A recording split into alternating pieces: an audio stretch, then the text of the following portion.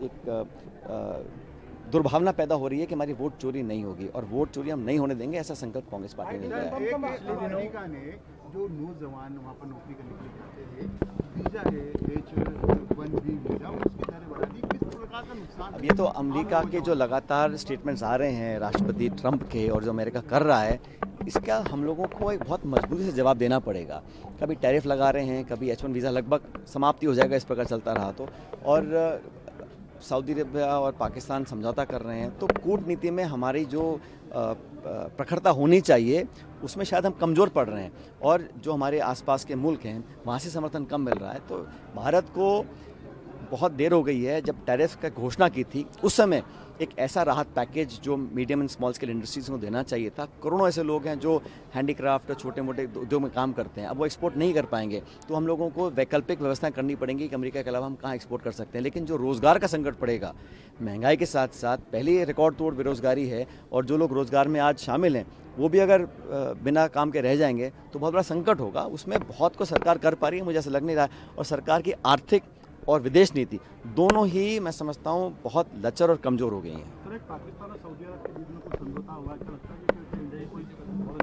कि इंडिया का जो रिस्पांस रहा बहुत कमज़ोर रहा, सिर्फ ये कहा कि हमारी भावनाओं का आप ध्यान रखिए, लेकिन जो बिहाइंड द सीन्स डिप्लोमेसी होती है, जो हमारा इतना बड़ा मुल्क है और सबसे बड़ा लोकतंत्र है, इतना तो हम कर ही सकते हैं कि इस प्रकार की जो नकारात्मक घटनाक्रम चलते हैं हमारे कूटनीति को देखते हुए, उसको रोकने का काम सरकार को बहुत पहले करना चाहिए था, और ऐसा ना हो कि हम लोग धीरे धीरे आइसोलेट हो जाएं। ये मुझे लग रहा है कि फॉरेन पॉलिसी में हम लोगों को बहुत सोचना करना पड़ेगा। अभी तक जो हमने किया है वो नाकाफ़ी है। मोदी जी भाषण आ रहे हैं तो बहुत बार आ गए हैं, पहली बार आते हैं तो चुनाव से पहले आते वादा कर जाते हैं, नेशनल प्रोजेक्ट्स घोषणा करेंगे। अब कोई रेल परियोजना है, पानी का है, स्पेशल स्टेटस का है, कोई भी ऐसा राष्ट्रीय कार्यक्रम या योजना प्रदेश को वो घोषित अब तक तो की नहीं है। और जब अजमेर खुद ही आए थे तब उन्होंने ARCP के बारे में बहुत बड़ी बात बोली थी, वो भी अब कच्ची रह गई है। तो वो यहाँ पे आते हैं, सिर्फ भाषण देके चले जाते हैं, लेकिन जो राजस्थान ने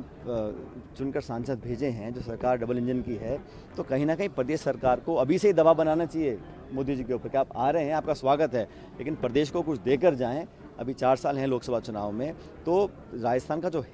हिस्सा है ना तो बजट में हमको मिलता, ना वित्त मंत्री के भाषण में जब बजट स्पीच होती है तो राजस्थान का नाम कहीं आता है। कोई विशेष पैकेज, कोई परियोजना, कोई संसाधन, कोई एलोकेशन, कोई बजट, कुछ तो यहाँ पे करना चाहिए। सिर्फ भाषण दे के फीता काट के चले जाएंगे, मैं समझता हूँ ना काफ़ी रहेगा। बहुत जल्दी वो राहुल जी ने खुद ही कहा है कि वो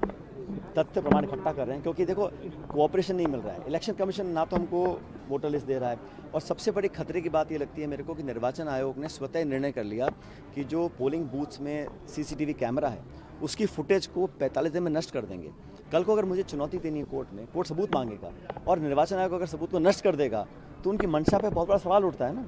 तो राहुल गांधी जी बहुत जल्द अपना प्रमाण और तथ्य लेकर सामने आएंगे, लेकिन अब तक जिन्होंने कहा है उसको निर्वाचन आयोग झुठला नहीं रहा और ना जांच गठित कर रहा है, वो चुपचाप शांति से बैठा है, और ये बहुत गलत बात है। देश में जो लोकतंत्र की जड़ें हैं वो कमजोर हो रही हैं। कपासन में तनाव की स्थिति रही देर रात तक, पुलिस छावनी में तस्वीर रहा, और अभी भी हालात है, हालांकि अब शांति है, सब शांति है। कपासन का एक वीडियो कपासन में आपने जन्मदिन मनाया, उसके बाद वहाँ के युवक ने पानी की वादा पूरा नहीं करने पर ये जो बर्बरता की गई है, जो हिंसक दंडित किया है अपनी मांग रखने के लिए, कोई नौजवान अगर मांग कर रहा है पानी की, बिजली की, इस प्रकार से उसकी बात ना सुनना एक बात है, लेकिन उस पर आक्रमण करना, उसको इतना इंजर किया है, इतनी पिटाई उसकी करी है, मैं समझता हूँ ये तो सरकार की असंवेदनशीलता की प्रतिकाष्ठा है, और उनको कोई फ़र्क नहीं पड़ता। विरोध करोगे तो ऐसे ही हम आपको लठ मारेंगे, पिटाई करेंगे, ये नीति सरकार ने अपना रखी है। अब लगभग 2 साल होने को आए हैं, सरकार ने 2 साल में कोई ऐसा काम नहीं किया जिसके बारे में कहें हमने अपने वादे पूरे करे हैं, चाहे रोज़गार के बारे में हो, चाहे किसान के बारे में। अभी बाढ़ इतनी भयंकर आई थी राजस्थान में, बस गिरदावरी के ऑर्डर दे दिए हैं, कोई राहत पैकेज, कोई धनराशि लोगों को नहीं मिल पाई है, ना केंद्र सरकार ने दी है ना राज्य सरकार ने दी है। अब ये बार अगर कोई विरोध भी करता है, इस प्रकार निर्मम तरीके से उसके ऊपर आक्रमण किया गया, इसकी मैं भर्त्सना करता हूँ, और जिसने किया है उसको सज़ा मिलनी चाहिए।